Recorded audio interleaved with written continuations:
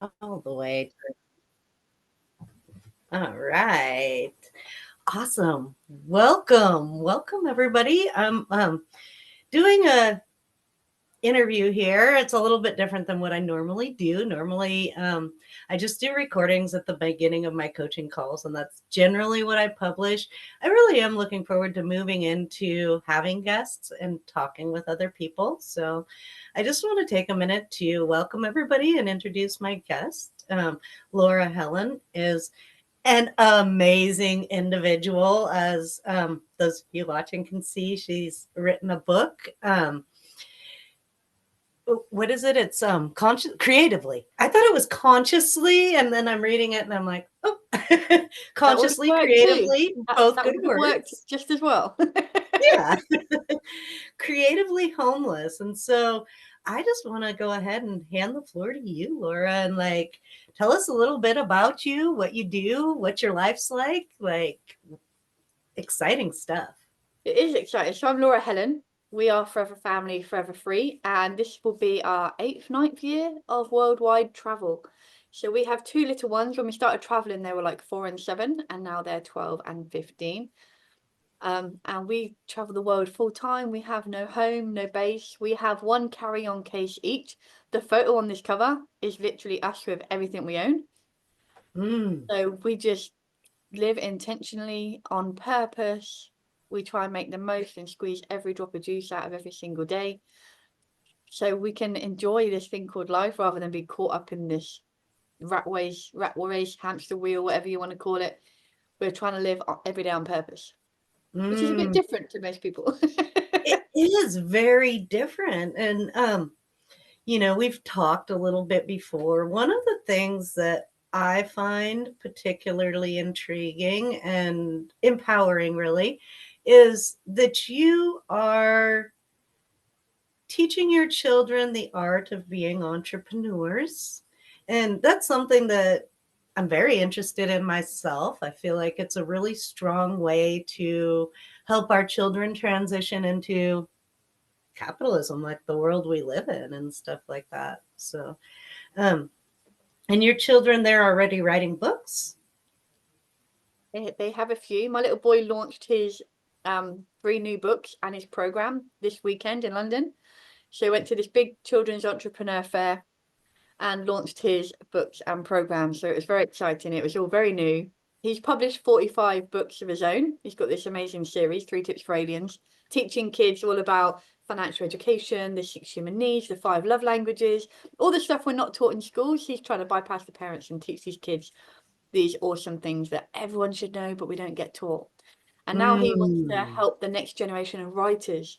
So his new book is all about if a child goes through the book and answers the questions with writing and drawings, by the Mhm. end of the book, they've created their own story. So he's trying to inspire the Mm. next generation of writers. And at the end of the book, should they choose to, would they wish to, he teaches them how to turn their story into a real life book. So amazing. And he's 15. He's 12. He He's started 12. writing at 4. Mm. That's just, that is so beautifully empowered. So few people step into adulthood with such like clear, empowered direction around finances and how to make all of that work. So, you were saying that you got started at this 8 or 9 years ago and just cut loose of everything and went on the road. So, what has that been like? It's been magical. What was it like in the beginning? It was like this for like the first year. But now everyone looks at our life and goes, wow, it's so amazing and it's so magic. And life is magical. But the journey to get here, it wasn't easy. It really wasn't. We've had so many ups and downs and bumps in the roads and all these crazy things happen, Mm, which is yeah. part of the reason we created this book. Because if I'd have had this book 8 years ago, oh, the drama, the trouble, the stress, the money we would have saved ourselves would be a game changer. So I'm like, let's try and help people make shifts and change Mm, without the struggles, without the pitfalls, without finding out the hard way. So we want to try and help inspire others to be a bit brave, to get out there, make it happen. Not our way. There's so many options in there that people just don't know are even a possibility.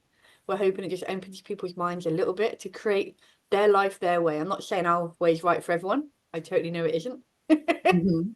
But Right. for us, like life is, it's magic, it's an adventure, and we're here to live it. So when we chatted a little bit before, you had mentioned that some people they all like to do it different ways, like you were just kind of touching on that there. And curious for the audience, like what kinds of ways do people cut loose from the chains that hold them back and get out to enjoy life? Like what options, like in a broad sense, like you don't have to get into all the Yeah, there are details. so many. If you own your own home, you can like lease that out and use that income to go travel with. If you own your own home, you can do house swaps where you go and just swap with different people from all over the world. So you're constantly traveling and it's not costing you extra than your normal bills. Hmm. Other people sell up and then move and just travel around. You can do things where you work while you go. There's lots of programs, Woofing and Workaway, where you can work as you go. So each place you stay, they will not charge you for keep and food. Sometimes they'll even pay you to go and put your skills into their projects. We love house sitting. We look after people's homes all over the world. There is pet sitting as well, where you can go and you can travel the world for free. It really is. The Hmm. choices out there that people just don't realize. There's so much more options than you'd ever imagine. We started in over £50,000 worth of debt. And people come to us and go, but I haven't got loads of savings. I'm like, even if you're at zero, you are miles ahead of where we started. I promise it's so much more achievable than you could ever imagine. Mm. Yeah, yeah. It's really amazing. And like honestly, you've inspired me. um so I've had this thought for years. I'm like, it would just be really cool to do, to turn heads and to go out and like see the world. And so um since the last time we talked, I was like, yeah, and it's actually, it's not something that's like so new that I hadn't spoken about it like with my kids and my close family. It's, been in my mind for 3 or 4 years now. And so, after talking to you the last time, I did some coaching on myself. Spent some time sitting with my feelings and where I'm at in life and what I want out of life. I'm 48. Like, I'm not getting any younger. Some years ago, when my kid's dad's dad, my kid's grandpa, passed away, and one of the things to me, like from the outside looking in, that felt really tragic because the man had really comfortable beliefs around death and all of this other stuff. Um, but he had all of these dreams of travel, of seeing the world. He had all these places that he'd mapped out that he was going. And when he passed away, he'd never made it there. And to me, that felt like a tragedy in and of itself because I share those dreams so strongly. And so, um, for me, like the ideas of eventually being outside of the US is huge. Like I've been wanting to go to Belize for probably close to like transition to living in Belize, not just like go to visit. But I've been wanting to do that for close to 15 years now. And so um, this other idea that I'm going to go ahead and do, like I'm going to jump off this spring. It's really kind of interesting, and it's because like you said in the beginning, like that review you got, this lady is bonkers. And I feel like I'm like right there in that area where like a lot of people are going to be like out of this world. However, it feels really exciting to me, and it actually ties into honoring my inner child because um, when I was a kid, we owned horses, and that was something I always thought I would do. And over the last 35 plus years, I haven't even gotten the opportunity to pet a horse. I haven't even gotten to like be close enough to one to feel its energy. Love horses. They are so good. Like on an emotional level, a horse can connect with you so deeply. So, what I am planning, without skirting around the edges here, because it's so like big and all of that stuff, is I'm going to buy a little setup. I want to get like a horse cart, like an old style one that looks like, the old style horse cart, and a horse, maybe two, depending on the weight load that we end up with and all of that. But and then I want to make a really modern setup, like a little, like maybe one of those pop-up trailers, because they only weigh about 800 pounds and you can get your whole camp in there, type of a thing that you can hook to the back of the old-fashioned style cart. So you're just a spectacle going down the road. A full-on spectacle. And I just love the idea. I've been talking about it this week with my kids, and even my older kids are willing to join me at certain junctures. I'm thirsty. Okay. Even my older kids are willing to join me at certain junctures, and we've been mapping out paths and planning a jump off date and all of this exciting stuff. I'm looking at what's available on the market as far as like carts and trailers. Yeah, and you sent me a all of couple. that. Yeah. You can give me 2 minutes, please, bud. Okay. Thank you. I'm excited that we've kind of opened this box and like pushed the dream, because before we ever did it, we never had TV. We had a massive map on the wall, and we would stick post-it notes where we want to go, why we want to go, what we want to see, what foods we want to try, what we want to experience. And then we created a massive family dream board where we're going to go, what we're going to do, who we're going to see, what we're going to meet, all these different things. And then when we started traveling, we actually rolled that up and put it in the bottom of the case, thinking we'll put it up everywhere we go. And then that first year, like I said, was absolute crazy mayhem. And we got to Costa Rica and we're like, the dream board, let's look at the dream board, because we're here for a few months in one place. And we opened it up and it was like, oh, we've been there, we've done that, we did that, and we checked off 90% of the dream board without even realizing we'd done what we set out to do. So when you have that clear goal and you take some big action, it's magic how it just unfolds before you. Absolutely. Yeah.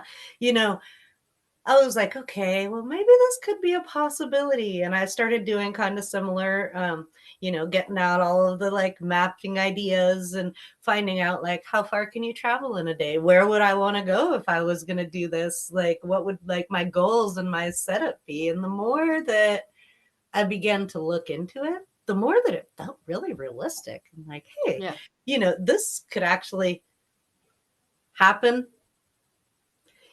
obviously not tomorrow because it's about to snow and you probably don't want to do that, go camping for a summer and go camping in a summer for horses, like in the winter, because that sounds absolutely cold and uncomfortable. And I just figure, I'm 48. I'm not getting any younger. And if I am always waiting for this and this and this to occur and be able to follow through on my dreams, there'll always be something in the way, something that's stopping or blocking. There's always an excuse. There's always a reason. Mm-hmm. My mum said to me when I was younger, she's like, never wait for the perfect moment to have children, because the perfect moment will never come. And now I find myself saying it the same to people with travel. And people have such limiting beliefs on the costs and cost of living in different countries.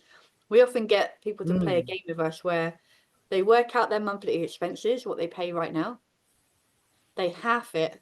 Then they go on Airbnb. They put on, say, a month, 6 months from now, a whole month in Airbnb, and half their monthly expenses, and see where in the world they could live for less than half the cost.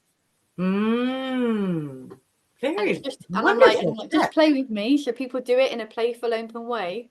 And when you start to realize you can make it a quarter or a third, or you can bring it right down, when you start to realize that when you're out in the world living, you don't have to replace the massive chunk you're making right now, because your expenses, they shrink, and they really shrink. So absolutely. When you make that shift and play that game, the possibilities just start opening. Yeah, I mean, in my area, I'm in, well, I'm kind of on the Idaho Washington state line. Um, and actually, the cost of living varies quite a bit on either side of that line you go.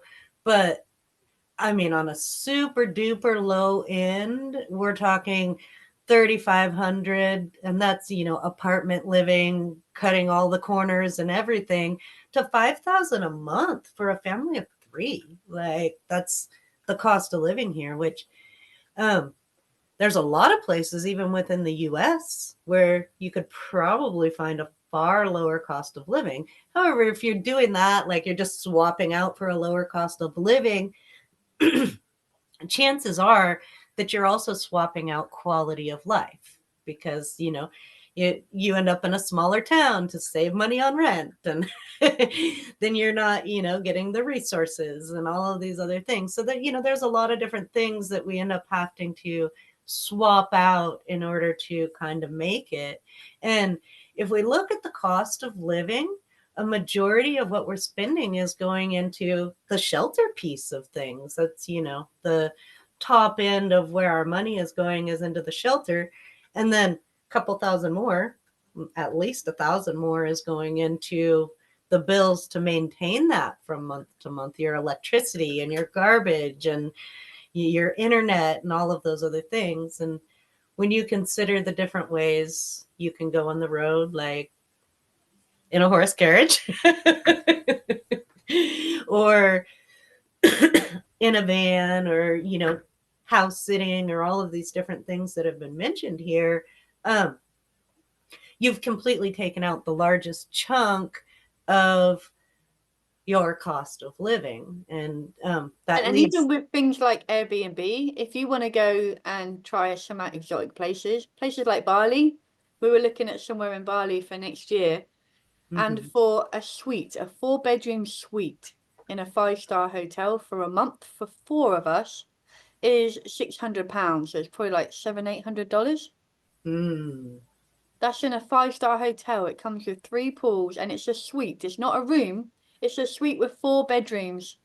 It might even Mm. come with a cook. It was something crazy what you just look at and go, let me reread that again, because it's so far from what people are used to. I say it all the Mhm. time to everybody. You're a Yeah. millionaire somewhere. You're just in the wrong country. Absolutely.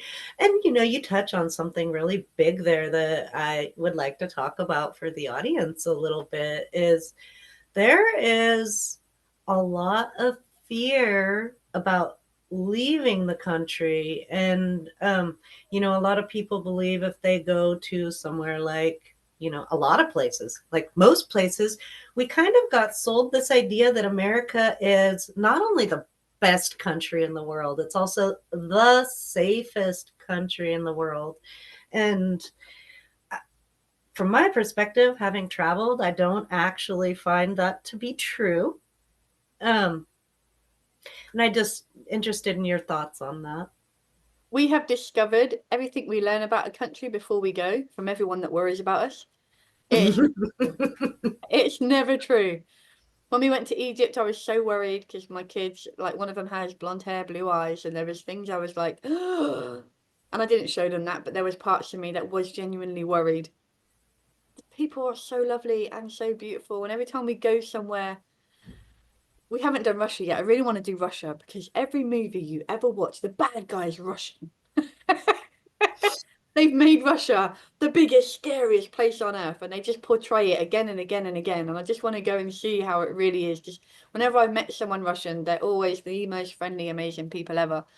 But we found whatever Mhm. country we're about to go to, people go, "Oh, have you heard about?" And then they tell us all this crazy stuff. And then we go and we're like, "What? Not What? like Where did they that. get their information?" Yeah, absolutely. My mom actually spent some time in Russia, and I remember being very worried for her well-being. I'm like, she's never coming back. And her feedback on Russia was that it's actually a very incredible place to And go. if you look at places in Europe, and then you look at, just as you brought up the whole America being safe, in Europe, our kids don't have to go through metal detectors to go to school. Our kids don't have Mm. trainings. What if a shooter comes in? Like, Mhm. I, Yeah. I don't think that's really happening anywhere other than America, that your kids aren't even safe at school. Like, that's, as a parent, that's really scary. Do you send them off to the safe place in the school building? Or do you go travel the world where you're stood beside them? There's no safer place than with the parent. Mhm. Yeah, No one's yeah. gonna love and I guide them often like you think are. that, because I have older kids and I'm like, they are like so much less of a worry when they're always with you. They get older and they go do their other things, and in the back of your mind, you're like, okay, they're driving cars. They're like, everything they're doing is so dangerous. Oh yeah, so yeah, definitely. I tend to agree with that. I actually, kind of avoid talking about it publicly very much, but since it came up, I make a little statement about it. The situation at the schools in America is really dangerous, and I feel like a lot of parents are. It's like I get it because we're stuck between the capitalism, the rock, and the hard place is like we have to go to work and who's going to watch our children, and here's the system that's in play and it works for people, and like I get that, I do, and the situation has become bad enough, like the numbers, the frequency that it's happening with, the normalcy of the thing has become bad enough that we're at a point where it's time that we start being loud about it and talking about it because our kids really aren't safe the way that we're doing things. And there's a whole bunch of stuff that's like leading up to creating an even harder and worse situation for children at schools instead of taking off some of the pressure that's leading to these really dangerous situations to begin with. And the reason I don't talk about it very much is because I understand where parents are coming from. I know that they feel like their hands are really tied and they don't have a whole lot of other options. And I totally get that. And there's still a problem that needs to be looked at. And so it is important that we move outside of our own feelings so that we can find other solutions. And I think that moving outside of the public school system is a lot similar to just dropping everything and deciding to be creatively homeless, right? It's like you have to think outside of the box and new solutions. And, on a personal level, this is the first year. My oldest is 25. Actually, that's a lie. He's 27. Time. I really thought he was 25, but then I went, oh, whoa, whoa, whoa. But my oldest is 27.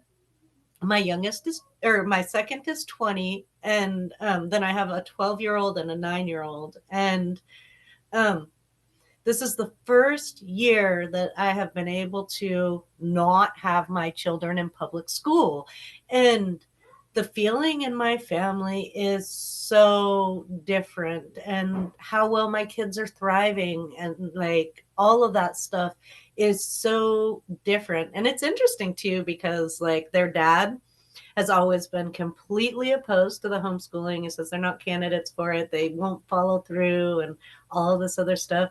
The amazing thing is they're on it, ahead of the class, straight A's, got their homework done at the beginning of the week. Like it's amazing. And until we actually give something a try, we just don't know actually. And so It's I having do. that courage and that bravery to just try, because especially since the Mhm, whole pandemic thing, lots more people are trying it now. When people had to work from home, when people had to have their children home, they had to make it mhm, work, they had to make it happen. So a lot of people stuck with it, or it just opened their eyes to what they could achieve, what they could do. And for so many people, their children thrived at home, not having fear of a teacher or a bully or a lesson they didn't like or a class that upset them. Taking all that away, mhm. some kids they just thrived. I know not for Yeah, everybody, but for some kids, right. they thrive so much that their parents have gone, what are we doing? Like, look at our kid came back. like where Right? they, Yeah, you get your baby back. yeah. Absolutely, absolutely. And, you're right. It's like a lot of people, they just don't really, well, we're very binary in thinking. We see two ends of a spectrum. We see public school and homeschool and nothing in between. And if we just stop and sit with a problem a little bit longer and think it out, a lot of times there's a bunch of other options that we didn't even ever like consider. So, Hmm. yeah, definitely worthwhile to look into how we're living our lives, whether that's school or giant high overheads or whatever it is. I think for me, one of the biggest lessons in life is that it's short. And if we spend our time living to other people's specs, we're going to miss out on our opportunities. And that's important because we really are only here walking for a very short time. And tomorrow comes and that opportunity could be gone. And so, for me, like feeling fulfilled on a day to day, I mean, I'm not going to pretend like I know the answers to life, but feeling like you're taking away the things from life that you want on a day to day, I mean, it can only be positive, really. We play a game with people all the time. It's a question I ask on loads of interviews, and that is, if I offered you $1 billion, would you take it? Oh, yeah. So the only catch is you only get 24 hours. Would you still take it? No, So can't even do anything with it. you're telling me that your life is worth more than $1 billion. Why Hmm. don't people wake up every day like they won the lotto? Mm. That is really, really profound. It genuinely is deeply profound. Absolutely. And it's playful and it's fun, and people go, yeah, yeah, yeah, I want the billions.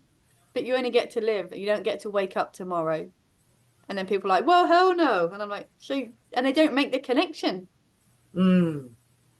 You're Right? told your life's worth more than $1 billion. So wake up every day like you've got $1 billion in the bank. You get another go. You get another chance. I get woken up by my son every day, and when I wake up, we high five.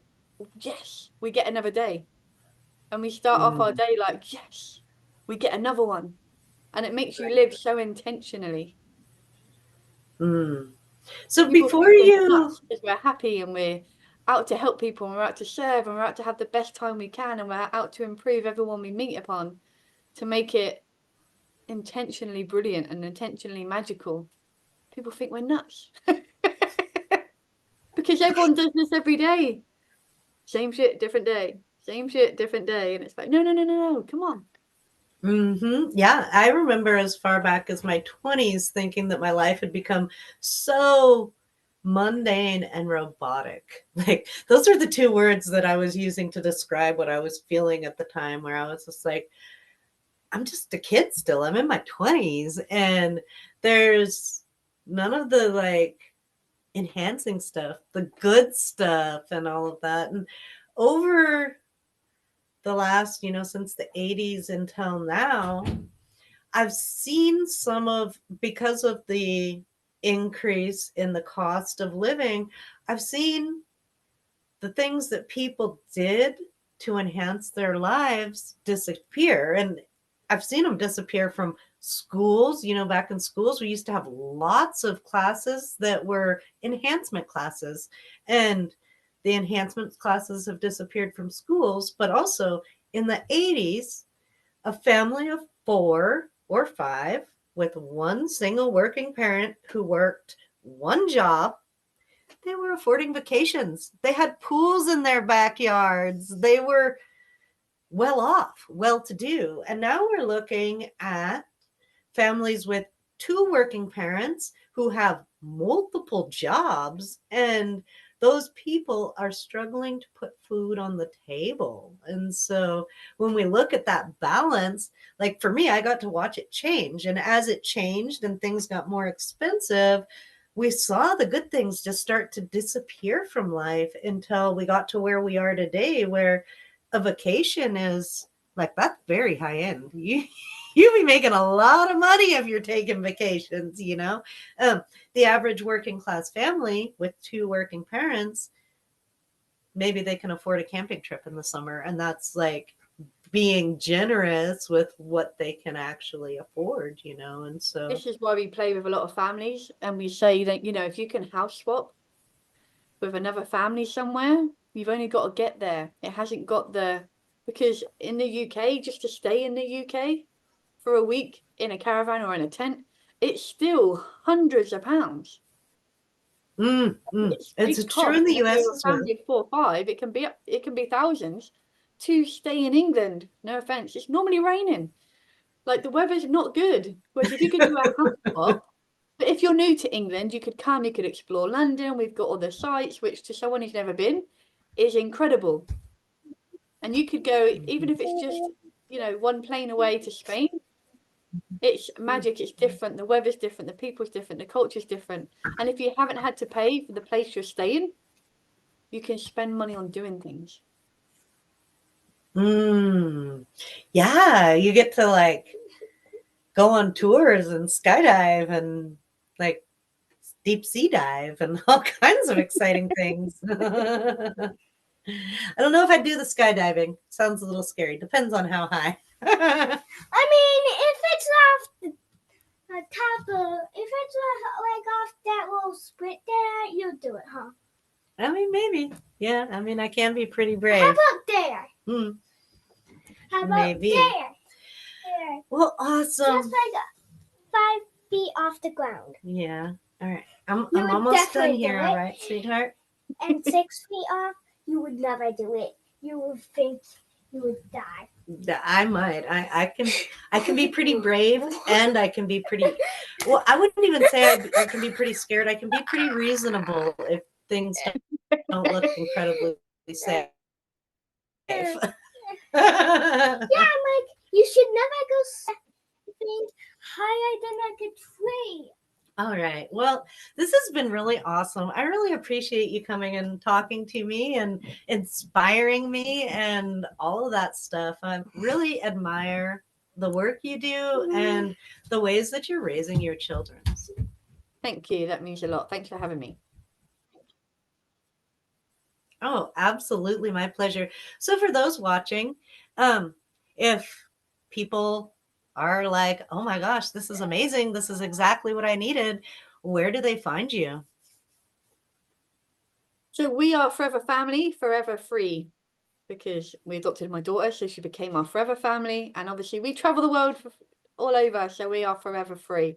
So it's Forever Family, Forever Free on all your social medias, or just .com, and you can come find us, find out more if we can help, inspire, make a shift, make a change, help you just step out a little bit into a little bit of fun and crazy.